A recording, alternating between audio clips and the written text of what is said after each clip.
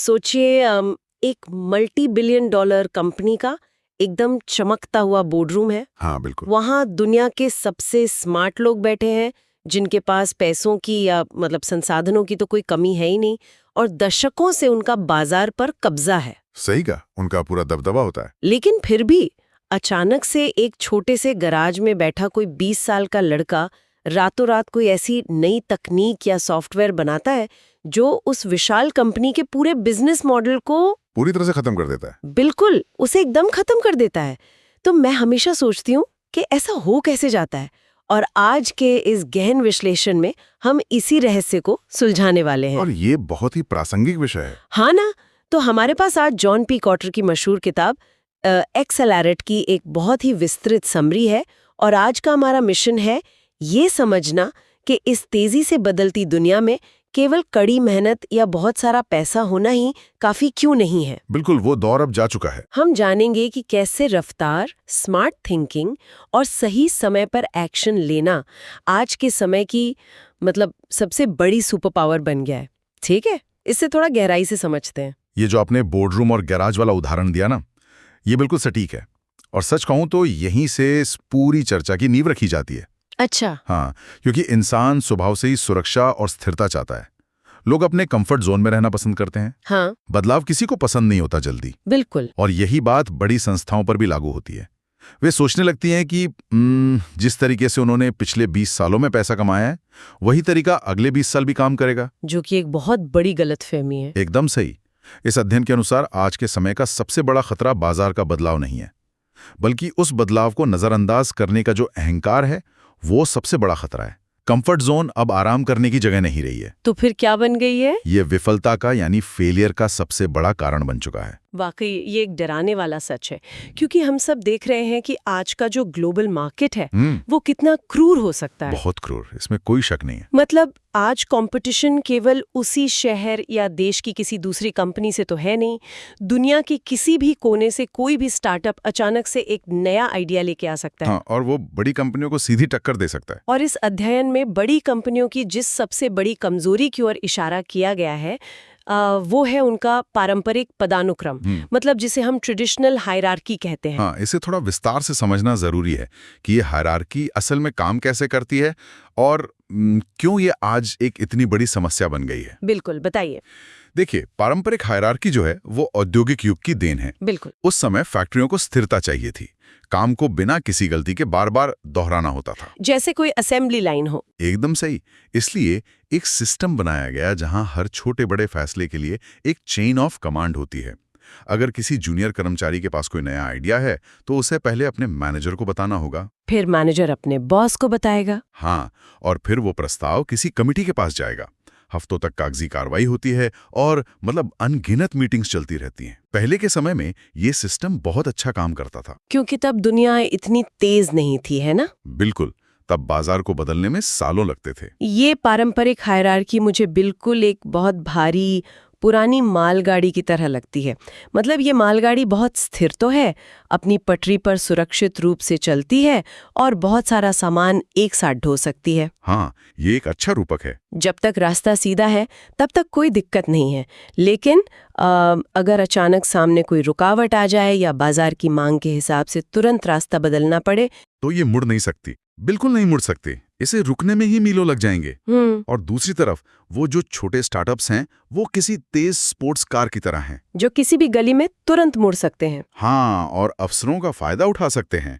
बड़ी कंपनियों में टैलेंट की कमी नहीं होती, शानदार आइडियाज होते हैं, लेकिन उनका वो धीमा अप्रूवल प्रोसेस उन आइडियाज को कभी पनपने ही नहीं देता। सही बात है। जब तक वो बड़ी मालगाड़ी रुककर मुड़ने का फैसला करती है तब तक वो जो स्पोर्ट्स कार है वो अपनी मंजिल तक पहुंच चुकी होती है। वाकई मार्केट इतनी तेजी से बदलता है कि महीनों तक चलने वाले अप्रूवल प्रोसेस अब आत्महत्या के समान हो गए हैं किसी भी कंपनी के लिए। लेकिन एक मिनट, मेरे दिमाग में एक सवाल आ रहा है। हाँ, पूछिए।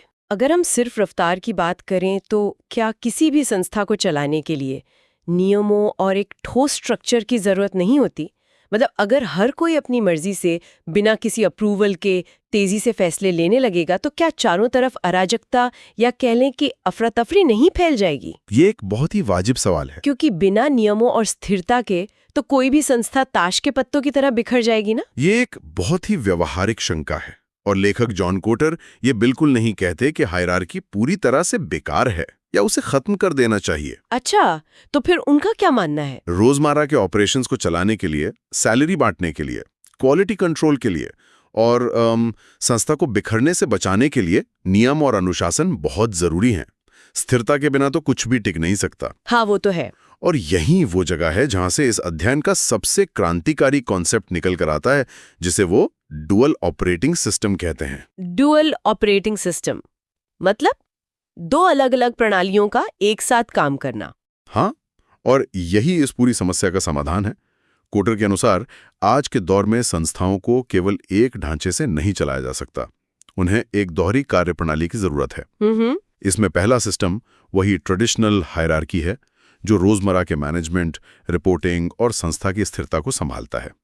ये सुनिश्चित करता है कि आज का बिजनेस बिना किसी रुकावट के चलता रहे। ठीक है, और दूसरा सिस्टम क्या है? इसके ठीक समानांतर एक दूसरा सिस्टम होता है जिसे वो एजाइल नेटवर्क कहते हैं। अच्छा, तो क्या मैं इसे एक स्मार्टफोन की तरह देख सकती हूँ? मतलब स्मार्टफोन का जो मुख्य सॉफ्टवेयर होता है, जैसे iOS या एंड्रॉयड, वो उस हायरार्की की तरह है। हाँ, बिल्कुल समझाइए। वो फोन की बैटरी को मैनेज करता है, मेमोरी को कंट्रोल करता है और ये सुनिश्चित करता है कि फोन कहीं क्रैश ना हो जाए। वो मुख्य सिस्टम जानबूझकर थोड़ा धीमा और बहुत स्थिर रखा जाता है। एकदम सही पकड़ रहे हैं आप। लेकिन उसी फोन में जो बहुत सारे ऐप्स होते हैं, वो उस एजाइल नेटवर्क की तरह है।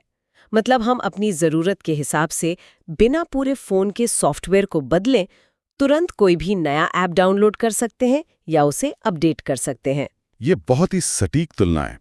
अगर हम इसे बड़ी तस्वीर से जोड़कर देखें तो इस एजाइल नेटवर्क की कार्यप्रणाली को गहराई से समझना बहुत दिलचस्प हो जाता है। तो ये काम कैसे करता है असल में? देखिए, ये कोई अलग डिपार्टमेंट नहीं होता जहां लोग अलग से कैबिन में बैठे हैं। ये दरअसल उसी संस्था के अंदर से चुने गए अलग अलग विभागों के जोश से भरे लोगों का एक समूह होता है। मतलब हर विभाग से कुछ लोग? हाँ, कल्पना कीजिए कि एक जूनियर सॉफ्टवेयर डेवलपर, एक सीनियर मार्केटर और एक फाइनेंस का व्यक्ति बिना किसी मैनेजर की अनुमति के एक ही टेबल पर बैठकर किसी नई चुनौती का समाधान निकाल रहे हैं। ओहो, बिना अप्रूवल के? बिल्कुल।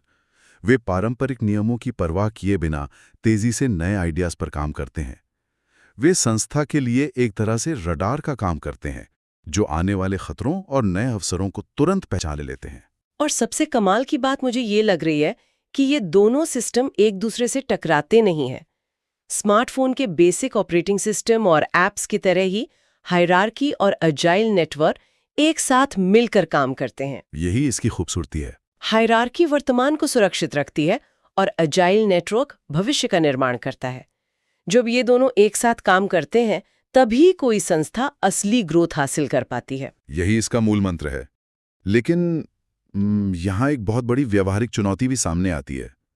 कागज पर अजाइल नेटवर्क बनाना बहुत आसान लगता है। हाँ, सुनने में तो बहुत अच्छा लग रहा है। लेकिन लोग इस नेटवर्क में काम करने के लिए अपनी रजामंदी कैसे देंगे? वे अपनी रोजमर्रा की नौकरी और जिम्मेदारियों से हटकर कुछ नया करने के लिए प्रेरित कैसे होंगे? ये तो है, क्योंकि समय किसके पास है? क्योंकि जैसा हमने शुरुआत में कहा था, इंसान कंफर्ट जोन का आदी होता है। अगर वेतन समय पर मिल रहा है तो कोई क्यों फालतू की मेहनत करना चाहेगा? सही बात है। यहीं पर एक लीडर को संस्था के अंदर अर्जेंसी यानी तत्काल कार्रवाई की भावना पैदा करनी होती है। तो ये अर्जेंसी पैदा कैसे की जाती है? मतलब क्या लोगों को डराकर काम करवाया जाता है कि तुम्हारी नौकरी चली जाएगी? नहीं, और यहीं पर अक्सर बहुत बड़ी गलती होती है। लीडर्स को लगता है कि अगर वो लोगों पर बहुत ज्यादा दबाव डाल देंगे तो वो अर्जेंसी है। तो फिर असली तरीका क्या है? इस अध्ययन में असली जल्दबाजी यानी रियल अर्जेंसी और नकली जल्दबाजी यानी फेक अर्जेंसी के बीच एक बहुत ही बारीक और महत्वपूर्ण अंतर स्पष्ट किया गया है। नकली जल्दबाजी तो अक्सर कॉर्पोरेट दफ्तरों में बहुत देखने को मिलती है। ये वो स्थिति है जहां लोग बस व्यस्त यानी बहुत बिजी दिखने की कोशिश करते हैं। बिल्कुल। नकली जल्दबाजी का मतलब है ऐसी लंबी लंबी ईमेल चेन्स जिनमें 50 लोग कॉपी किए गए हैं लेकिन एक्शन जीरो है। हाँ, बस सीसी में सबको डाल दो। बिना किसी स्पष्ट एजेंडे के लगातार मीटिंग्स करना, पेपर्स को बस एक डेस्क से दूसरी डेस्क पर खिसकाना और ऐसा दिखाना जैसे बहुत काम हो रहा है। और इसके पीछे अक्सर घबराहट या अपनी नौकरी बचाने का डर होता है। सही कहा। प्रगति के नाम पर सिर्फ शोर होता है वहां।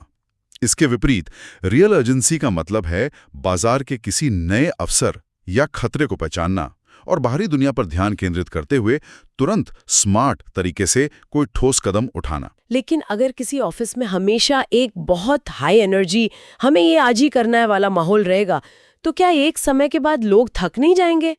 ये जोखिम तो रहता है। मेरा मतलब है, क्या बहुत ज्यादा अर्जेंसी से पैनिक नहीं फैलेगा, जिससे लोग जल्दबाजी में गलत फैसले लेने लगें? ये एक बहुत ही गहरा ऑब्जर्वेशन है आपका। सिर्फ ऊर्जा और रफ्तार विनाशकारी हो सकती है। पैनिक और बर्नआउट यानी थकावट से बचने के लिए ही विजन की जरूरत होती है। विजन यानी भविष्य का लक्ष्य। हाँ, भविष्य का एक स्पष्ट लक्ष्य। अर्जेंसी लोगों को उनके कंफर्ट जोन से बाहर निकालती है, लेकिन विजन उन्हें बताता है कि असल में जाना कहाँ है। समझ गई। एक अच्छा विजन 25 पन्नों का कोई बोरिंग दस्तावेज नहीं होता। ये आसान, स्पष्ट और प्रेरणादायक होना चाहिए। ये लोगों को ये समझाता है कि उनकी आज की अतिरिक्त मेहनत भविष्य में कैसा परिणाम लाएगी। तो इसका मतलब ये हुआ कि अर्जेंसी किसी गाड़ी के ईंधन यानी फ्यूल की तरह है, जो गाड़ी को आगे बढ़ने की जबरदस्त ऊर्जा देती है। हाँ, बहुत अच्छी तुलना है। लेकिन जो विजन है वो उस गाड़ी का स्टीयरिंग व्हील है। अगर किसी गाड़ी में बहुत सारा ईंधन है और एक्सेलरेटर पूरी ताकत से दबाया जा रहा है, लेकिन स्टीयरिंग व्हील ही नहीं है, तो वो गाड़ी अपनी मंजिल तक तो कभी नहीं पहुंचेगी। बिल्कुल नहीं पहुंचेगी। वो बस इधर उधर टकराकर एक बहुत बड़ा एक्सीडेंट कर देगी। और मजेदार बात यह है कि ज्यादातर संस्थाओं में स्टीयरिंग व्हील तो होता है, लेकिन पीछे बैठे लोगों को पता ही नहीं होता कि गाड़ी मुड़ किस तरफ रही है। अरे बाप रे, ये तो बहुत आम समस्या है। इसीलिए सफल लीडर्स अपने इस विजन को सिर्फ साल में एक बार किसी प्रेजेंटेशन में बताकर नहीं छोड़ देते। वे लगातार हर मीटिंग में, हर बातचीत में इसके बारे में बात करते हैं, ताकि ये हर कर्मचारी के दिमाग में गहराई से बैठ जाए। बिल्कुल, ताकि विजन उनकी रग रग में बस जाए। तो चलिए, अब गाड़ी में ईंधन भी आ गया और दिशा भी तय हो गई, लेकिन इस तेज रफ्तार गाड़ी को असल में चलाएगा कौन? जब हम एक पूरी संस्था को बदलने की बात करते हैं, तो कोई भी लीडर, चाहे वो कितना भी प्रतिभाशाली क्यों ना हो, ये सब अकेला तो नहीं कर सकता। बिल्कुल नहीं, और इसके लिए एक वॉलंटियर आर्मी की आवश्यकता होती है। Volunteer army? हाँ, और इस शब्द वॉलंटियर पर ध्यान देना बहुत जरूरी है। ये कोई साधारण टीम नहीं है जिसे मैनेजमेंट ने जबरदस्ती असाइन किया है कि तुम्हें काम करना ही है। अच्छा, तो ये खुद से आगे आते हैं? हाँ, ये उन लोगों का समूह है जो उस विजन से भावनात्मक रूप से जुड़ चुके हैं। वे अपनी मर्जी से आगे आते हैं। वे सिर्फ अपनी मासिक सैलरी के लिए 9 से 5 की ड्यूटी नहीं निभा रहे होते, बल्कि वो संस्था के मिशन को अपना व्यक्तिगत लक्ष्य मान लेते हैं। यहाँ बात और भी दिलचस्प हो जाती है, क्योंकि ये नजरिया वाकई बहुत अलग है। ऐसे जुनूनी लोग तो लगभग हर संस्था में मौजूद होते हैं, बस उन्हें पहचानने की जरूरत है। उनके अंदर बहुत ऊर्जा होती है और वे कुछ नया करना चाहते हैं, लेकिन अक्सर हमने देखा है कि उनकी ये ऊर्जा ऑफिस की राजनीति, कठोर नियमों या उस लाल फीताशाही के नीचे दबकर दम तोड़ देती है। वे कुछ करने की कोशिश करते हैं और सिस्टम उन्हें वही रोक देता है। और यहीं पर लीडरशिप का असली काम शुरू होता है। वो कैसे? एक लीडर का मुख्य काम सिर्फ आदेश देना नहीं है, बल्कि उस वॉलंटियर आर्मी के रास्ते से रुकावटों को, यानी बैरियर्स को हटाना है।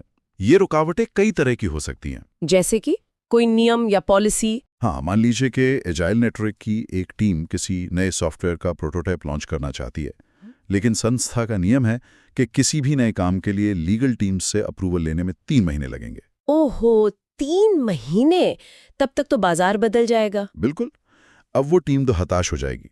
ऐसे में लीडर को हस्तक्षेप करके उस नियम को बाईपास करना होगा या एक नया तेज रास्ता बनाना होगा उनके लिए। लेकिन कभी-कभी रुकावटें नियमों की नहीं होती हैं, बल्कि लोगों के दिमाग की होती हैं। हाँ, वो सबसे खतरनाक होती है। जब लोग ये सोचने लगे कि ये तो असंभव है, या हमने तो पिछले 20 सालों से काम ऐसे ही किया है, अब क्यों बदले?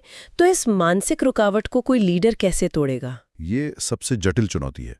मानसिक रुकावटें सिर्फ बड़े बड़े भाषण देने से नहीं टूटती। तो फिर क्या करना चाहिए? इसका व्यवहारिक इलाज है लोगों को सशक्त बनाना, उन्हें आज़ादी देना। जब एक लीडर किसी उलझन में फंसे या संदेह करने वाले कर्मचारी को एक छोटा सा प्रोजेक्ट सौंपता है, उसे पूरी आज़ादी देता है। और जब वो कर्मचारी अपनी मेहनत से उस प्रोजेक्ट को सफल होते हुए देखता है, तब वो मानसिक रुकावट टूटती है। मतलब खुद से करके देखना जरूरी है। बिल्कुल। खुद से हासिल की गई छोटी सी सफलता सालों की नकारात्मक सोच को खत्म कर सकती है। लेकिन किसी भी बड़े बदलाव या नए विजन को पूरी तरह से लागू होने में तो महीनों या कभी-कभी सालों लग जाते हैं। मानव मनोविज्ञान ऐसा है कि अगर हमें लंबे समय तक अपनी मेहनत का कोई ठोस रिजल्ट ना दिखे तो हमारा उत्साह ठंडा पड़ने लगता है। एकदम सही कह रहे हैं आप। इतने लंबे समय तक लोगों की प्रेरणा कैसे बरकरार रखी जा सकती है? यहीं पर शॉर्ट टर्म विन्स यानी छोटी छोटी सफलताओं का सिद्धांत काम आता है। बड़े लक्ष्य कभी रातों रात हासिल नहीं होते, इसलिए रास्ते में मील के पत्थर तय करना जरूरी है जिन्हें कम समय में हासिल किया जा सके। ये मुझे बिल्कुल माउंट एवरेस्ट पर चढ़ने जैसा लग रहा है। अच्छा, कैसे? अगर कोई व्यक्ति पहाड़ के नीचे खड़ा होकर सिर्फ और सिर्फ उस सबसे ऊंची चोटी को ही देखता रहेगा तो वो मानसिक रूप से शुरुआत में ही थक जाएगा। वो लक्ष्यों से बहुत दूर और असंभव लगेगा। वाकई चोटी तो बहुत दूर होती है। इसीलिए पर्वतारोही रास्ते में छोटे छोटे बेस कैंप बनाते हैं। जब वे पहले बेस कैंप पर पहुंचते हैं तो वे अपनी प्रगति का जश्न मनाते हैं। उन्हें लगता है कि हाँ, हम थोड़ा ऊपर तो आ गए। बहुत सही बात है। ये छोटी जीत उन्हें अगले बेस कैंप तक जाने की ताकत देती है। और यही बेस कैंप संस्थाओं के लिए शॉर्ट टर्म विन्स हैं। जब कोई टीम 6 महीने की मेहनत के बाद एक छोटा सा लेकिन सफल रिजल्ट दिखाती है तो इसका मनोवैज्ञानिक असर जबरदस्त होता है। इसके क्या फायदे होते हैं? इसके 2 बड़े फायदे होते हैं। पहला तो ये कि काम करने वालों का आत्मविश्वास बढ़ता है, और दूसरा, हर संस्था में कुछ आलोचक होते हैं जो शुरुआत में बदलाव का मजाक उड़ाते हैं। हाँ, वो जो कहते हैं कि इससे कुछ नहीं होने वाला। बिल्कुल, जब वे इन शॉर्ट टर्म विन्स के ठोस परिणामों को देखते हैं तो वे आलोचक ना सिर्फ चुप हो जाते हैं बल्कि कई बार खुद उस बदलाव के समर्थक बन जाते हैं। इससे एक बहुत जरूरी सवाल खड़ा होता है। क्या सवाल? कि क्या हम सिर्फ नियम बदल रहे हैं या लोगों का माइंडसेट? क्योंकि कोई भी बदलाव तब तक स्थायी नहीं होता जब तक वो उस संस्था का कल्चर यानी उसकी संस्कृति न बन जाए। अगर हम इन सभी बातों को एक साथ जोड़ें, मतलब हमने एजाइल नेटवर्क बनाया, अर्जेंसी पैदा की, विजन दिखाया, रुकावटें हटाईं और छोटी छोटी जीतें हासिल की, लेकिन क्या ये सब करने से हम सिर्फ काम करने का तरीका बदल रहे हैं या कुछ और गहरा बदल रहा है? यही तो मैं कह रहा हूँ। संस्कृति का मतलब है किसी संस्था के अलिखित नियम कि लोग तब कैसे व्यवहार करते हैं जब उन्हें कोई देख नहीं रहा होता। अच्छा, वो जो उनके स्वभाव में आ जाता है। हाँ, अगर बदलाव सिर्फ नए सॉफ्टवेयर या नए नियमों तक सीमित है तो दबाव हटते ही लोग वापस अपनी पुरानी आदतों पर लौट आएंगे। तो फिर ये संस्कृति बदलती कैसे है? संस्कृति हमेशा लीडर्स के व्यवहार से बदलती है। एक बहुत पुरानी और सच्ची कहावत है, लोग सुनते कम हैं और देखते ज्यादा हैं। बिल्कुल। अगर कोई लीडर स्टेज पर खड़े होकर रिस्क लेने और नई सोच अपनाने पर बहुत अच्छा भाषण देता है, लेकिन असल जिंदगी में वो गलती करने वाले कर्मचारी को सजा देता है, तो कोई भी कर्मचारी कभी रिस्क नहीं लेगा, क्योंकि वो तो डर जाएगा ना। एग्जैक्टली। जब सही व्यवहार को बार बार पुरस्कृत किया जाता है और लीडर्स खुद इस बदलाव को रोजमर्रा के काम में जीकर दिखाते हैं, तभी जाकर पूरी संस्था का माइंडसेट बदलता है। तो इन सब का असल मतलब क्या है?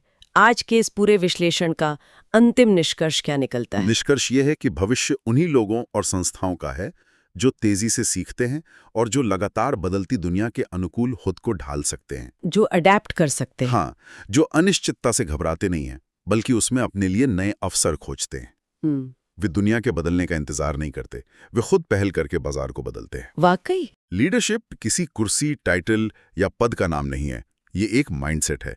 जो इंसान हायरार्की की सीमाओं से बाहर निकलकर जल्दी फैसले लेता है और स्मार्ट तरीके से एक्शन करता है, वही आने वाले समय में राज करेगा। ये वाकई एक बहुत ही सशक्त और आंखें खोलने वाला विश्लेषण है। आज हमने देखा कि कैसे स्थिरता और रफ्तार दोनों एक साथ काम कर सकते हैं और कैसे बदलाव का इंतजार करने के बजाय उसे खुद चलाना बेहतर है। लेकिन इस चर्चा को खत्म करने से पहले हम सुनने वालों के लिए एक ऐसा विचार छोड़ना चाहते हैं जिस पर गंभीरता से सोचा जाना चाहिए। बिल्कुल। हम लगातार रफ्तार, स्मार्ट थिंकिंग और तुरंत एक्शन लेने की बात कर रहे हैं। इस बात में कोई शक नहीं कि ये आज के बाजार की सबसे बड़ी जरूरत है। लेकिन अगर स्पीड और लगातार खुद को बदलना ही हमारी जिंदगी का नया नॉर्मल बन गया है, तो क्या इंसानी दिमाग और हमारी संस्थाओं के अडेप्टेशन यानी अनुकूलन की कोई स्पीड लिमिट होती है? ये सोचने वाली बात है। एक ऐसी दुनिया जो सिर्फ तेज एक्शन, चुस्त नेटवर्क और तुरंत रिजल्ट की दीवानी है, वहाँ गहरे और धीमे काम, मेरा मतलब है वो वैज्ञानिक शोध, वो कला या वो वैचारिक काम जिन्हें सोचने और पनपने में रफ्तार नहीं बल्कि सालों की खामोशी और शांति चाहिए, उनका भविष्य क्या होगा? ये एक बहुत ही गहरा सवाल है। क्या ये संभव है कि हर चीज को तेज करने की इस होड़ में हम किसी ऐसी चीज को पीछे छोड़ रहे हैं जिसे बनने में समय ही लगता है? ये एक ऐसा सवाल है जो इस रफ्तार भरी दुनिया में अक्सर अनदेखा कर दिया जाता है।